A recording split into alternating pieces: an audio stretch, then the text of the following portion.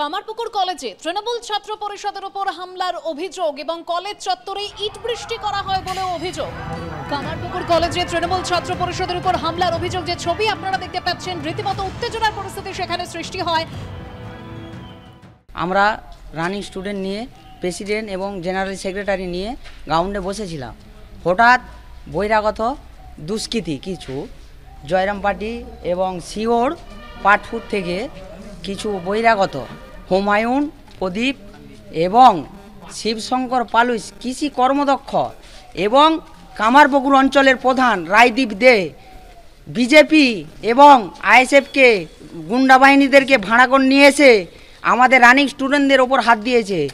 আমাদের টিএমসিপি ছাত্র পরিষদকে হালকা করার জন্য, চক্রান্ত করার জন্য আমাদেরকে এই অবস্থা করেছে। দেখুন, মার হয়েছে, আমাদের কিছু ছেলেকে হাসপাতাল পাঠানো হয়েছে।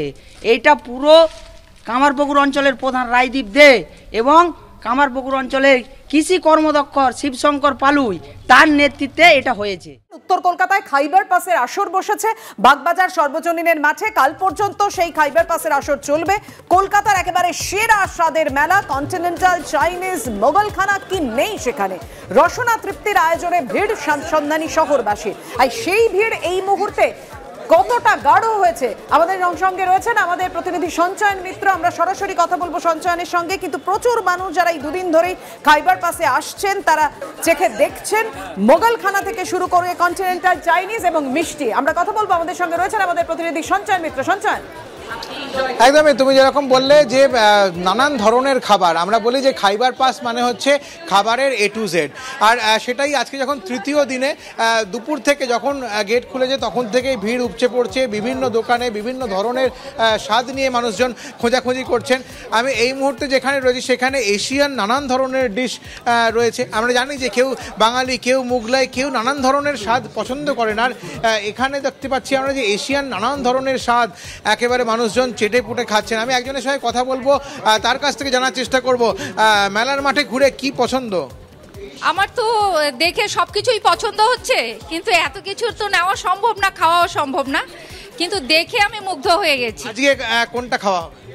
আজকে আমি এখনো পর্যন্ত ল্যাংচা খেয়ে এসেছি, আর কিছু মিষ্টি আমি কালেক্ট করেছি সূর্য মোদক থেকে। আর বিভিন্নগুলো ঘুরে দেখছি, যাওয়ার সময় প্রচুর নিয়ে যাব এবং রাত্রের খাবারটাও খেয়ে যাব। শুধুমাত্র খাওয়া নয়, খাওয়ার পাশাপাশি নিয়ে যাওয়া, যাতে আগামী কয়েকদিন অন্তত এই স্বাদের একটা রেশ বাড়িতে থেকে যায়। আর এটাই কিন্তু খাইবার পাসের মূল লক্ষ্য, যে মানুষকে নানান ধরনের স্বাদ উপহার দেওয়া। এবং দুপুর থেকে মানুষজন আসছেন, কেউ দুপুরে খেয়েছেন, কেউ সন্ধ্যায় খাচ্ছেন, কেউ আবার রাতে খেয়ে যাবেন, এমনটাই প্ল্যান করছেন। আর এভাবেই খাইবার পাসের তৃতীয় দিনের আসর রাত 9টা পর্যন্ত খোলা থাকবে।